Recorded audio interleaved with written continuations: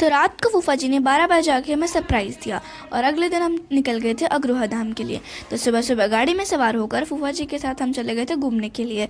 तो अग्रोहा धाम पहुंचकर सबसे पहले हमने दर्शन किए हनुमान जी के और फिर उसके बाद हम चले गए मंदिर की तरफ। मंदिर में पहुंचने के बाद बहुत शांति मिली। फिर हम वहाँ गए तो हमने वहाँ से प्रसाद लिया। प्रसाद लेकर हम चले गए मंदिर की तरफ।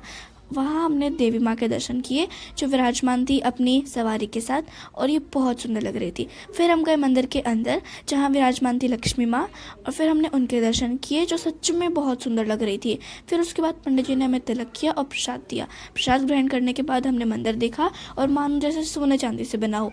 फिर उसके बाद एक गुफा को पार करने के बाद हम एक द्वार से निकले और दूसरे द्वार से हम लोग एक और गुफा में गए जहाँ मंदिर था भैरव बाबा का।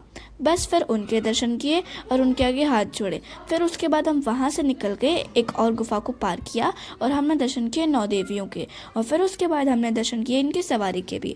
बस फिर सबको अपनी अकड़ छोड़कर छुप के चलना पड़ा क्योंकि ये गुफाएं बहुत छोटी थी। फिर उसके बाद हम वहाँ से आए तो एक और मंदिर में आए जहाँ पंडित जी ने इनके बारे में हमें बहुत कुछ बताया।